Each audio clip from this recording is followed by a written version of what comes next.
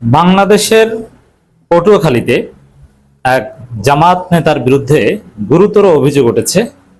গাজী নজরুল ইসলামের বিরুদ্ধে যে অভিযোগ উঠেছিল তার চাইতেও ভয়াবহ। মানে এই জামাত নেতা অ্যাটলিস্ট যে এলিগেশন আসছে, কোর্টে যে মামলা হয়েছে, অ্যাকর্ডিং টু দ্যাট গাজী নজরুলকে ছাড়িয়ে গেছেন। খবর, বিধবা নারীকে ধর্ষণ, গর্ভপাতের অভিযোগ। পটুয়াখালীতে পলাতক জামাত নেতার বিরুদ্ধে মামলা। তো দর্শক, এই ঘটনা নিয়ে জামাতের জরুরি কিছু করণীয় আছে। কারণ দেখেন, প্রথমে এই বিষয়টা আমরা কিভাবে রিড করব, আমরা যারা সচেতন নাগরিক আছি আমরা বিষয়টা কিভাবে দেখব। দি ফার্স্ট থিং ইজ যে আমাদের সোসাইটিতে কালেকটিভ ডেভিয়েশন আমরা লক্ষ্য করছি। আমাদের সবার মধ্যে অধঃপতন। পুরো মুসলিম উম্মাহ আগের চাইতে দিন যত সামনে যাচ্ছে, কিয়ামত যত ঘনিয়ে আসছে, আমাদের মধ্যে ত্রুটি বিচ্যুতি, অধঃপতন তত বাড়ছে, irrespective of caste, colour and religion. বিশেষ করে ইসলামের মধ্যেও যারা মুসলমান পরিচয় ধারণকারী, একটা সহজ উদাহরণ দিই। আমাদের মা, খালা, দাদি, তাদের মধ্যে যে ধর্মীয় অনুভূতি, আমাদের দাদা, খালু, নানা, তাদের মধ্যে যে ধর্মীয় অনুভূতি, আমাদের বর্তমান প্রজন্ম, আমরা, আমাদের ভাইয়েরা, আমাদের বোনেরা, স্ত্রীরা, তাদের মধ্যে কি সেই অনুভূতি আছে? না। অবশ্যই আগে তারা পর্দাকে যতটা গুরুত্বের সাথে দেখতেন, বা কোনো পর পুরুষের সাথে কোনোভাবে মুখোমুখি চেহারা দেখে ফেললে যতটা অনুতপ্ত হতেন, এখন কি সেরকম হয়? হয় না। এর মানে আমাদের কালেকটিভ ডেভিয়েশন, যার ফলে জামাত নেতাদের মধ্যেও এ ধরনের অপকর্ম আমরা দেখতে পাই। জামাত এমপির মধ্যেও দেখতে পাই, চরমনায়ের লোকজনের মধ্যেও দেখতে পাই, বড় বড় কওমি আলেম, কওমি মাদ্রাসা, হাফিজি মাদ্রাসা, সেখানেও আমরা এর চাইতে জঘন্য বলাৎকার, কিন্তু এই ধরনের ইন্টারকোর্সের চাইতে আরো জঘন্য, সেগুলো আমরা দেখতে পাই। বলাৎকারের হুকুম কি জানেন? পুড়িয়ে মেরে ফেলা। খুবই জঘন্য। এগুলো কিন্তু হর হামেশা আলেম ওলামাদের মধ্যে ঘটছে, প্রচুর অভিযোগ পাওয়া যাচ্ছে, কওমি মাদ্রাসার মধ্যে ঘটছে। তো এইগুলোর বিরুদ্ধে আমরা যারা একটা সুন্দর সমাজ চাই, ইসলামী মূল্যবোধের সমাজ চাই, কোন একটা নির্দিষ্ট রাজনৈতিক দলকে ঘায়েল করার উদ্দেশ্য থাকলে সমাধান হবে না। আমাদের সামগ্রিকভাবে নিজেদেরকে ইসলাহ করতে হবে। উসিক ওয়া নাফসিক।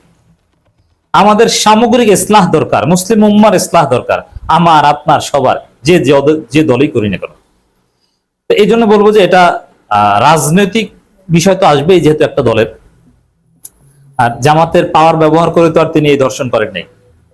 যদি এটা অভিযোগ, তবে যেহেতু ওই নেতা পালাতক, অতএব অভিযোগের সত্যতা আছে বলে আমরা ধারণা করতে পারি প্রাথমিকভাবে।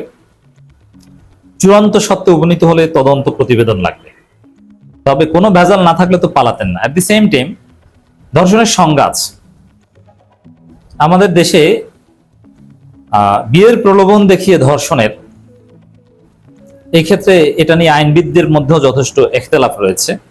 যে দুইজনের সম্মতিতে একটা ঘটনা ঘটলো, পরবর্তীতে দুইজনের মধ্যে বাজাবাজি হলো, বললো যে আমাকে বিয়ের প্রলোভন দেখিয়ে ধর্ষণ করলো। আদৌ জোরপূর্বক ইন্টারকোর্স বলতে যা বোঝায়, এটা কি বারবার বারবার প্রলোভন দেখিয়ে করা যায়? তবে হ্যাঁ, স্ট্রাকচারালি পরিস্থিতি তৈরি করা, একদম হাত পা বেঁধে করতে হবে এটা জরুরি না। স্ট্রাকচারাল পরিস্থিতি তৈরি করা অথবা ভয় দেখিয়ে, ধর্ষণের সংজ্ঞা আছে বাংলাদেশি ফৌজদারি আইনে সুনির্দিষ্টভাবে। তো দর্শক, সেই সেন্সে এটা ধর্ষণ কেসের মধ্যে পড়ার সম্ভাবনাই বেশি, যেহেতু পালাতক। আবার এক বিধবা নারী যারা বিধবা, তালাকপ্রাপ্ত কিংবা বিধবা, এদের দিকে এই অসৎ লোকদের নজর খুব সহজে পড়ে এবং এদেরকে খুব সহজে বিয়ের প্রলোভন দেখিয়ে বা নানান কিছু প্রলোভন দেখিয়ে আসলেই প্রতারিত করা সম্ভব। তা আমি প্রথম এই জামাতের এই কুলাঙ্গার, যিনি পালাতক, তার সৎসাহস থাকলে পালাতেন না, তিনি ডিফেন্ড করতেন নিজেকে। এই কুলাঙ্গারের শাস্তি কামনা করছি এবং এই ঘটনার তীব্র নিন্দা প্রতিবাদ জানাচ্ছি। এবং জামাত ইসলামের উচিত অতি দ্রুত এটা সুরাহা করা। জামাত যত লেট করবে, গাজী নজরুল কাণ্ডেও কিন্তু ভুল করেছে, প্রায় 24 বা 35-40 ঘন্টার কাছাকাছি সময় লাগিয়েছে তদন্ত করে সিদ্ধান্ত নিতে।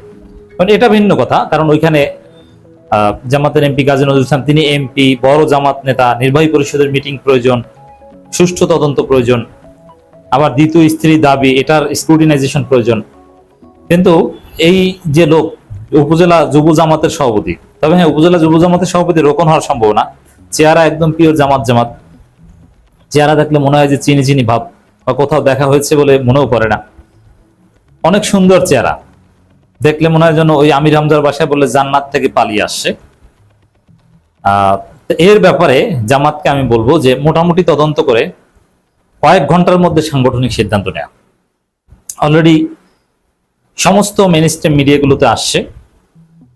এরপরে সোশ্যাল মিডিয়ায় জামাত বিরোধী যারা আছে, চরমোনাই কিংবা বিএনপি, সবাই এটা নিয়ে অ্যাক্টিভিজম করবে, এবং এটা স্বাভাবিক। এটা বিএনপির কেউ করলে, চরমোনাইয়ের কেউ করলে, জামাতের লোকজনও এটা নিয়ে অ্যাক্টিভিজম করতো। অতএব এটার একটা প্রভাব জামাতের উপর বড় ধরনের প্রভাব পড়বে। গাজী নজরুল কাণ্ডের পর জামাত আরেকটা ধাক্কা খাবে, যেহেতু এটা আমাদের কালেকটিভ ডেভিয়েশন। সোসাইটিতে এগুলোতে ভরে গেছে, সব দল, শ্রেণী পেশা এবং মাদ্রাসা, নানান জনের মধ্যে এগুলো আছে। আরো এরকম পাপাচারে সমাজ ভরে গেছে। এ কারণে এর বিরুদ্ধে অতি দ্রুত পদক্ষেপ নিতে হবে। আর জামাতের রাজনৈতিক ক্ষতি এড়াতে দ্রুত তার বিরুদ্ধে পদক্ষেপ নিতে হবে।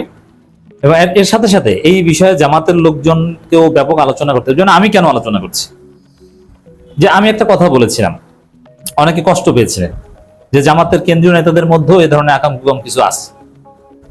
তবে আমরা যা জানি, এটা যদি বলতে শুরু করি, আপনারা সহ্য করতে পারবেন না। অনেক কিছুই জানি। তো সেটা বলার কারণে অনেকে বলছিল যে ভাই আছে, কিন্তু এটা বলবেন কেন?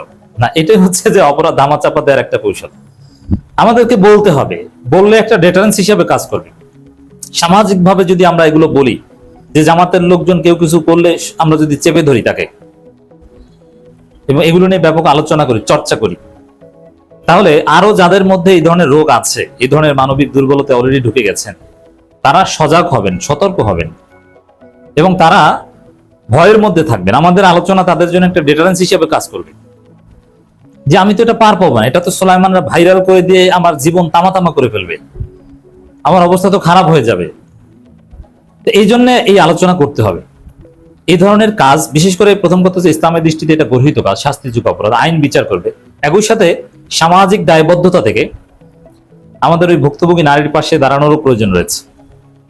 তো দর্শক, সব গণমাধ্যমে এসেছে সেই পালাতক জামাত নেতার বিরুদ্ধে যে অভিযোগ, যে বিধবা এক নারী, তাকে প্রলোভন দেখিয়ে তার বোনের বাসায় নিয়ে ধর্ষণ করে এক পর্যায়ে অন্তঃসত্ত্বা হয়, তারপরে বাচ্চা নষ্ট করার অভিযোগ, গর্ভপাতের অভিযোগ। এই গর্ভপাত, এটা কিন্তু আরো বড় ভয়ানক। আমি তো মনে করি এই জামাত নেতার বিরুদ্ধে অভিযোগ সত্য হলে এর ফাঁসি দেওয়া উচিত। একে মাটির মধ্যে পুঁতে তারপরে তাকে হত্যা করা উচিত ইসলামী বিধান অনুযায়ী, যদি বিবাহিত হয়ে থাকে। এবং গর্ভপাতের মতো জঘন্য ঘটনা ঘটাচ্ছে।